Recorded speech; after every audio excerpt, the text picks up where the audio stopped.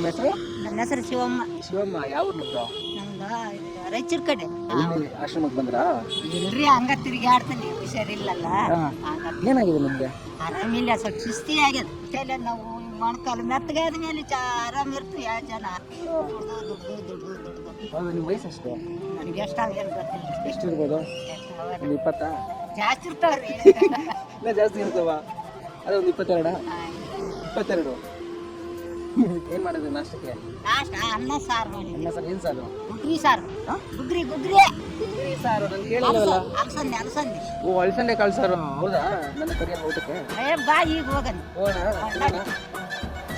ಇಷ್ಟೊಂದು ನಗ್ತಾ ಇದ್ರಲ್ಲ, ಏನ್ ಕಾರಣ ಇದಕ್ಕೆ? ನೀನು ಗಂಗಾರದಂಗೆ ಆಡು ಮಾತಾಡ್ತಿದ್ದಲ್ಲ, ನನ್ನ ಮಗ ಇದ್ದಂಗೆ. ಧನ್ಯವಾದಗಳು.